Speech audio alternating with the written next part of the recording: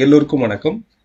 Last ஒரு 2 டேஸா இந்திய பங்கு சந்தைகள் கிட்டத்தட்ட நிப்டி வந்து 440 புள்ளிகள் வந்து தொடர்ந்து சரிவடைஞ்சிருக்கு. இதுக்கு முக்கியமான காரணம் குளோபல் லெவல்ல மார்க்கெட் ஃபால் ஆனதுதான். குறிப்பா யுஎஸ் வந்து கிரெடிட் ஏஜென்சியான மூடின்ற ஒரு கிரெடிட் ஏஜென்சி, அதாவது கிரெடிட் ஏஜென்சிங்கிறது வந்து ஒரு ஸ்டாக்குடைய எக்கனாமிக் ஸ்டெபிலிட்டி, லோன் ரீபே பண்ணக்கூடிய இந்த கெப்பாசிட்டி. ஸோ இதை பொறுத்து கிரெடிட் ஏஜென்சி வந்து அந்த ஸ்டாக்குக்கு கிரெடிட் ரேட்டிங் வந்து கொடுப்பாங்க. இதே போல் ஒரு கண்ட்ரியினுடைய எக்கனாமிக் ஸ்டெபிலிட்டி, லோனை ரீபே பண்ணுறது, இன்ட்ரெஸ்ட்டை ரீபே பண்ணுறது, இந்த பாண்டுக்கு உண்டான இன்ட்ரெஸ்ட்டு, ஸோ எவ்ரி திங் அந்த இன்ட்ரெஸ்ட் ரீபே பண்ணக்கூடிய கெப்பாசிட்டி, இதை பொறுத்து ஒவ்வொரு கண்ட்ரிக்கும் சம் ரேட்டிங் வந்து கொடுப்பாங்க. இதில் யூஎஸ் வந்து இதுக்கு முன்னாடி வந்து AAAங்கிற கேட்டகரியில் இருந்தது. இது one of the top most category. So இப்போ வந்து AA1 அப்படிங்கிற கேட்டகரிக்கு டவுன் கிரேட் பண்ணியிருக்காங்க. ஸோ லாங் டேர்ம் லோனை ரீபே பண்ணக்கூடிய அந்த கெப்பாசிட்டியில் வந்து கொஞ்சம் டவுன் கிரேட் பண்ணதுனால குளோபல் லெவலில் இருக்கக்கூடிய இன்வெஸ்டர்ஸ் வந்து சம் ப்ராஃபிட் புக் பண்ணுறாங்க. இந்தியாலையும் அது ரிஃப்ளெக்ட் ஆயிருக்கு. இது வந்து நியூஸ் இன்னைக்கு மார்க்கெட் ரிஃப்ளெக்ட் ஆயிருக்கு. But last week Sunday post பண்ண அந்த வீடியோவில் மார்க்கெட் வந்து இந்த வாரம் ஃபர்ஸ்ட் ஹாஃப் வந்து மார்க்கெட் ஃபால் ஆகும், அதுக்கப்புறம் தான் திருப்பியும் ரைஸ் ஆகும். இது வந்து நம்ம முன்கூட்டியே டெக்னிக்கலாக கணிச்சிருக்கோம். ஒரு சின்ன கிளிப்பை ஒன்று நான் காட்டுறேன். நிஃப்டியை பொறுத்தளவுக்கு ஒரு குரூஷியலான ரெசிஸ்டன்ஸ், அதாவது எப்போதுமே நமக்கு வந்து அந்த டார்கெட் ரீச் ஆயிடுச்சு அப்படின்னாலே அந்த இடத்துல லைக் வந்து ஒரு ஸ்பீட் பிரேக்கர் மாதிரி அங்கே ப்ராஃபிட் வந்து புக் பண்ணுவாங்க. இம்மீடியட்டா ஒரு ஸ்மால் கரெக்ஷன் வந்து 24,850 அந்த மீண்டும் அந்த ரெசிஸ்டன்ஸை டச் பண்ணிட்டு திரும்பவும் அப்சைடு வந்து ரைஸ் ஆகும். இது இந்த வாரத்தினுடைய வீக்லி அனாலிசிஸ்ல நான் போஸ்ட் பண்ணதுக்கு அப்புறம் கிட்டத்தட்ட 2 டேஸ்ல 441 புள்ளிகள் வந்து ஃபால் ஆயிருக்கு. ஸோ டெக்னிக்கல்ங்கிறது வந்து அஸ் எ ரீட்டைல் ட்ரேடருக்கு எங்க இருந்து எப்போ நியூஸ் வரும், அதனுடைய இம்பாக்ட் என்ன, இதை பத்தி நம்மளுக்கு தெரியாது. கரெக்டா இது வரைக்கும் ரைஸ் ஆயிட்டு இருந்த மார்க்கெட் இங்க இருந்து திரும்பும், இவ்வளவு தூரம் திரும்பும் அப்படிங்கிறத நம்ம டெக்னிக்கலா கணிக்க முடியும். அப்படிங்கிறதுக்காக தான் இந்த வீடியோவை நான் போஸ்ட் பண்றேன். நான் இப்போ வச்சிருக்கிறது வந்து 1 hour டைம் ஃப்ரேம்ல வச்சிருக்கிறேன். இதுல டாப் டு டாப் வந்து கனெக்ட் பண்ணுங்க. அதே மாதிரி இங்க இருந்து அந்த லைனை தூக்கி அப்படியே கீழே வைங்க. ஓகே, ஸோ ஈக்குவலா வச்சீங்கன்னா லைக் வந்து ஒரு சேனல் மாதிரி ஃபார்ம் ஆகும். இதுல 90% ஆஃப் தி ட்ரேட் வந்து வித்தின் இந்த சேனலுக்குள்ள நடந்துட்டு இருக்கா. மார்க்கெட்டுடைய மூவ்மெண்ட் வித்தின் இந்த சேனலுக்குள்ள நடந்திருக்கா. இதுல ஒவ்வொரு டைமும் இந்த டாப்ல இருக்கக்கூடிய இந்த ட்ரெண்டை டச் பண்ணும்போது மார்க்கெட் ஃபால் ஆகுது பாருங்க. இங்கே ஃபால் ஆயிருக்கு, அகைன் இங்கே ஃபால் ஆயிருக்கு, அகைன் இந்த இடத்த டச் பண்ணோடனே ஃபால் ஆயிருக்கு, இப்போ ரீசெண்டாக இந்த இடத்துல டச் பண்ணோடனே ஃபால் ஆயிருக்கு. இந்த மாதிரி சேனலை எப்போதுமே நம்ம அனலைஸ் பண்ணும்போது சேனலுக்குள்ள பிரேக் அவுட் நடக்குதா அப்படின்னு பார்க்கணும். இப்போ இந்த இடத்துல பாருங்க, இங்கிருந்து ரைஸ் ஆகிற இந்த ட்ரெண்டு, ஏன்னா இந்த ஸ்விங் வந்து பார்த்தீங்கன்னா ஃப்ரீக்வெண்ட்டா அப்ஸ் அண்ட் டவுன்ஸ். இங்கே டச் பண்ணிட்டுனா அடுத்து இங்கே தான் வந்து நிற்குது. இப்போ இங்கே டச் பண்ணிட்டா அடுத்த ரெசிஸ்டன்ஸ்ல நிற்குது. ஒன்ஸ் அடுத்த ரெசிஸ்டன்ஸ்லேருந்து திரும்பவும் அடுத்த சப்போர்ட்டு. ஸோ இந்த மாதிரி அடுத்து நெக்ஸ்ட் சப்போர்ட்டுக்கு வர்றதுக்கு ஒரு கன்ஃபர்மேஷன் இந்த இன்சைடு பிரேக் அவுட்னு சொல்றோம். இந்த இடத்துல இன்சைடு பிரேக் அவுட் இன்னைக்கு மார்னிங்கே கிளியரா மார்னிங் பிரேக் அவுட் நடந்திருக்கு. ஓகே, ஸோ இதுக்கு அடுத்து மார்க்கெட் வந்து ஒரு சின்ன அப்சைடு கொடுக்கலாம். இந்த சின்ன அப்சைடு எப்படி கொடுக்கலாம்னா, இங்க இருந்து பாருங்க, இப்போ இந்த சைட்ல இருந்து பாருங்க, இப்போ இந்த இடத்துல இருந்து பாருங்க, இங்க இருந்து போடுற ட்ரெண்ட் லைனே ஒவ்வொரு முறையும் இந்த ட்ரெண்ட் லைனுடைய இன்னும் கொஞ்சம் நான் வந்து பெருசு பண்றேன். ஒவ்வொரு முறையும் இந்த ட்ரெண்ட் லைனை பேஸ் பண்ணி மார்க்கெட் ரைஸ் ஆகுதான். ஈவன் இந்த இடத்துல பவுன்ஸ் ஆயிருக்கு, இங்க இருந்து இதுக்கு மேல ரைஸ் ஆகணும், ஸ்ட்ராங்கா ரைஸ் ஆகுது பாருங்க. ஸோ இந்த இடத்துல ரைஸ் ஆகுதான். ஸோ இன்னைக்கும் ஃபால் ஆன மார்க்கெட் கரெக்டா இந்த பாயிண்ட்ல வந்து நிக்குதா. ஸோ இந்த பாயிண்ட்டை நான் ஸ்டூடெண்ட் குரூப்ல கரெக்டா சொல்லிட்டு இருந்தேன். 24,700 650 இந்த ஜோன்ல இருந்து மார்க்கெட் ரிவர்சல் ஆகும், ஒரு புல் பேக் வந்து கொடுக்கலாம். ஏன்னா மோஸ்ட் ப்ராபபிளி இதுக்கு கீழே வந்து எங்கேயுமே ட்ரேட் ஆகல பாருங்க. இந்த ஒரே ஒரு இடத்துல மட்டும்தான் ஃபால் ஆயிருக்கு, அடுத்த நாள் gap up.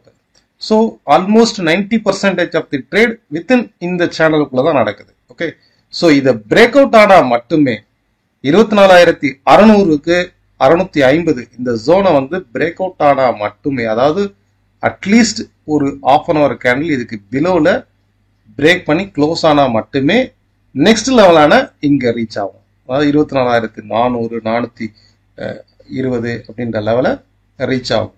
So right no market வந்து நாளைக்கு திரும்பவும் புல் பேக் ஆகிறதுக்கான பாசிபிலிட்டிஸ் இருக்கு. ஏன்னா வித்தின் இந்த சேனலுக்குள்ள தான் என்டையர் ட்ரேடிங் ஆக்டிவிட்டீஸும் அப்ஸ் அண்ட் டவுன்ஸ் நடக்குது.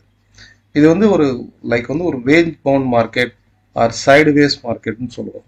அப்ஸ் அண்ட் டவுன்ஸ் வந்து ஃப்ரீக்வெண்டா நடந்துட்டு இருக்கும். ஓகே, ஸோ மார்க்கெட்டுடைய மூவ்மெண்ட் நாளைக்கு நீங்க க்ளோஸா வாட்ச் பண்றது 24,700ங்கிறது ஒரு குரூஷியலான லெவல். இதை பிரேக் அவுட் பண்ணி பிலோல க்ளோஸ் ஆனா மட்டுமே, இதை பிரேக் அவுட் பண்ணா மட்டுமே ஃபர்தரா நாளைக்கு வந்து டவுன் சைடு போகும். இன்கேஸ் கேப் அப்ல ஓப்பன் ஆச்சு அப்படின்னா கண்டிப்பா செல் சைடு போகாதீங்க. நேற்றுக்கு கம்ப்ளீட்டா டவுன் ஆன மாதிரி இன்னைக்கும் டவுன் ஆகும்னு நினைச்சிட்டு செல் சைடு வந்து போகாதீங்க. திரும்பவும் ரிவர்சல் ஆகிறதுக்கு பாசிபிலிட்டிஸ் இருக்கு. அப்படி ரிவர்சல் ஆச்சுன்னா இம்மீடியட் ரெசிஸ்டன்ஸ்ங்கிறது 24,850 25,050 இருக்கும். இதே போல பேங்க் நிஃப்டிக்கு வந்து பார்க்கலாம். பேங்க் நிஃப்டியை பொறுத்தளவுக்கு வந்து ஒரு ஹெட் அண்ட் ஷோல்டர் ஃபார்மேஷன் மாதிரி இந்த இடத்துல ஃபார்ம் ஆயிருக்கு.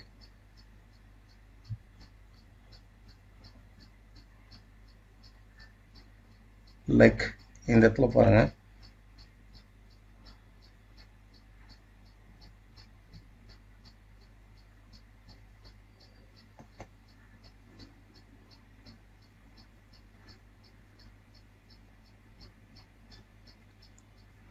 இந்த மாதிரி ஹெட் அண்ட் ஷோல்டர் ஃபார்மேஷன்ல இந்த ஷோல்டர் ஒன் சைடு ஷோல்டர் வந்து பிரேக் அவுட் ஆயிருச்சு அப்படின்னாலே மார்க்கெட் வந்து அகைன் செல் ஆஃப்க்கு வந்து வந்துடும் டுவர்ட்ஸ் இந்த ரீஜன் வந்து 54,600ங்கிற குரூஷியல் சப்போர்ட் லெவல். ஏன்னா இது வந்து இந்த எப்போ வந்து இந்த ஷோல்டர் பிரேக் அவுட் ஆகுதோ, இங்க பாருங்க இந்த இடத்துல வந்து கீழே ஃபால் ஆகி இங்க வந்து திருப்பியும் புல் பேக் ரைஸ் ஆயிருக்கு, அகைன் பிரேக் அவுட் ஆயிருக்கு. ஸோ இது வந்து பியூர்லி செல்லிங் ப்ரெஷர்ல தான் இருக்கு.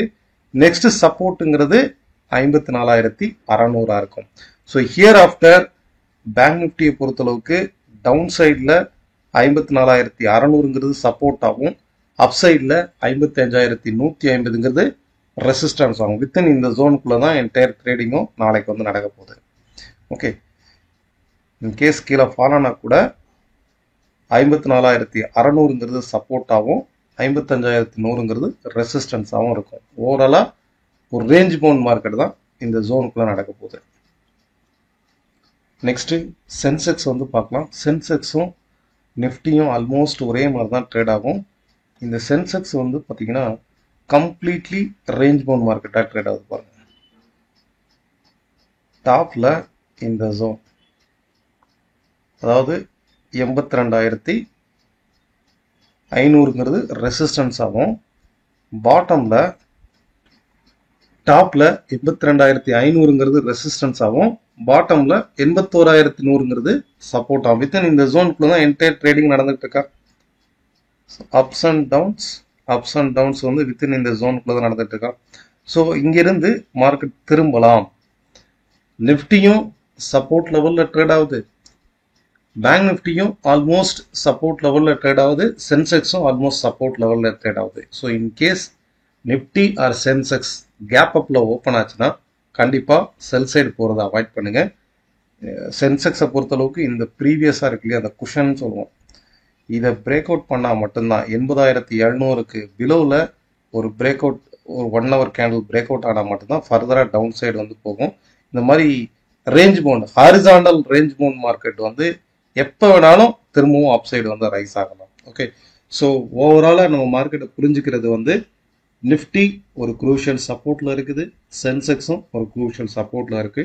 இன்கேஸ் ஒரு கேப் அப் ஆச்சுன்னா சடனா வந்து அப்சைட் ரிவர்சல் ஆகிறதுக்கான பாசிபிலிட்டிஸ் இருக்கு. நெக்ஸ்ட் க்ரூட் ஆயில் வந்து பார்க்கலாம். க்ரூட் ஆயில் வந்து ரொம்பவே நேரவா ட்ரேட் ஆகிட்டு நம்ம இந்த வாரம் வீக்லி அனாலிசிஸ்ல பார்க்கும்போது ரொம்ப ஒரு நேரம், ஒரு 100 பாயிண்ட்டுக்குள்ள தான் என்டையர் ட்ரேடிங்கும் நடக்கும் அப்படிங்கிறது தான் பார்த்தோம். அதே போலவே ரொம்ப நேரவா தான் ட்ரேட் ஆகிட்டு இருக்கு. க்ரூட் ஆயிலை பொறுத்தளவுக்கு இந்த ஒரு 15 minute சேனல் வந்து பாருங்க, ட்ரெண்டை வந்து பாருங்க. இதே போல டாப்ல ஒரு குரூஷியல் ரெசிஸ்டன்ஸாக ஆக்ட் ஆக பாருங்க. அதாவது 5350ங்கிறது 45,350ங்கிறது கிட்டத்தட்ட ஒரு 4 to 5 டைம்ஸ் இதை டச் பண்ணிருக்கு. இதுக்கு மேலே ஒரு கேண்டில் கூட ஒரு அட்லீஸ்ட் ஒரு 15 மினிட்ஸ் கேண்டில் கூட இதுக்கு மேலே க்ளோஸ் ஆகல பாருங்க. இந்த லெவலுக்கு மேலே 5345க்கு மேலே எபோவ்ல க்ளோஸ் ஆகலை. ஸோ இது வந்து ஒரு குரூஷியல் ரெசிஸ்டன்ஸாக இருக்குது. அதே மாதிரி இன்னைக்கு மார்னிங் இங்கேருந்து ரைஸ் ஆன மார்க்கெட்டு தொடர்ச்சியாக இந்த ட்ரெண்டை ஃபாலோ பண்ணி தான் போகுது. ஸோ இப்போ இதில் பிரேக் அவுட் ஆகிருப்பாங்க. 5300க்கு பிலோவில் ஒரு 15 மினிட்ஸ் கேண்டலோ 30 மினிட்ஸ் கேண்டலோ பிரேக் அவுட் ஆச்சுன்னா டெஃபினட்டாக ஒரு 50 புள்ளிகள் வந்து இன்னும் மேலும் ஃபால் ஆகிறதுக்கு தான் பாசிபிலிட்டிஸ் இருக்குது. கூடாயில பொறுத்தளவுக்கு ஒரு ரேஞ்ச் பவுண்ட் ஆர் நேரோ ரேஞ்சில் ட்ரேட் ஆகக்கூடியது. 5345ங்கிறது ரெசிஸ்டன்ஸ் ஆகும். 5300ங்கிறது இந்த இடத்துல சப்போர்ட். இது பிரேக் அவுட் ஆச்சுன்னா இன்னும் ஒரு 50 பாயிண்ட்ஸ் வந்து இன்னைக்கு இன்ட்ராடேல ஃபால் ஆகிறதுக்கு பாசிபிலிட்டிஸ் இருக்குது. இதை ஃபாலோ பண்ணி பாருங்க. நெக்ஸ்ட் கோல்டை பொறுத்தளவுக்கு நம்ம வீக்லி அனாலிசிஸ்ல கணிச்சது தான். கரெக்டாக 92,000லேருந்து 91,500 சப்போர்ட்டாக இருக்கும். இங்கேருந்து புல் பேக் எடுக்கும். ஏன்னா இது வந்து ஒரு சைடுவேஸ் மார்க்கெட். ஃப்ரீக்வெண்ட்டாக ஃபால் ஆகுது, அகைன் ரைஸ் ஆகுது, அகைன் ஃபால், இப்போ திரும்பவும் ரைஸ். அப்போ ரைஸ் ஆகும்போது இங்கேருந்து வருது பாருங்க. இந்த ட்ரெண்டை ஒட்டி கிட்டத்தட்ட 95,000லேருந்து 96,000 வரைக்கும் அப்சைடு போகிறதுக்கான வாய்ப்பு இருக்கு. ஃபர்தராக இந்த டவுன் சைடு இந்த ட்ரெண்ட் இருக்கு இல்லையா, இந்த ட்ரெண்டை உடைக்கும் போது மேலும் ஒரு 5,000 புள்ளிகள் வந்து ஃபால் ஆகலாம். இப்போதைக்கு மார்க்கெட் வந்து ஒரு சைடுவேஸ் அப் ட்ரெண்டாக தான் ட்ரேட் ஆக போகுது இந்த வாரத்தை பொறுத்தளவுக்கு. ஓகே, 90,500 இந்த லெவலில் வந்து அட்லீஸ்ட் பிரேக் பண்ணி ஒரு வீக்லி கேண்டில் பிரேக் ஆகணும். அப்போதான் வந்து நெக்ஸ்ட் ஒரு 5,000 பாயிண்ட்ஸ் வந்து கோல்டில் வந்து ஃபாலோ ஆகும். இந்த ட்ரெண்டை மட்டும் இப்போ ஃபோக்கஸ் பண்ணி பாருங்க. இந்த வாரத்தை பொறுத்தளவுக்கு தொடர்ந்து அப்சைட் போகிறதுக்கான வாய்ப்பு அதிகம். நிஃப்டி அண்ட் கமாடிட்டி மார்க்கெட்டை பொறுத்தளவுக்கு உங்களுக்கு ட்ரெண்ட் அப்டேட் புரிஞ்சிருக்கும்னு நினைக்கிறேன். உங்களுடைய கருத்துக்களை கீழே உள்ள கமெண்ட் பாக்ஸில் தெரிவிங்க. நீங்கள் எடுத்துக்கூடிய ஸ்டாக்ஸ் சப்போர்ட் ரெசிஸ்டன்ஸ் அதுவும் கீழே உள்ள கமெண்ட் பாக்ஸில் தெரிவிங்க. நன்றி, வணக்கம்.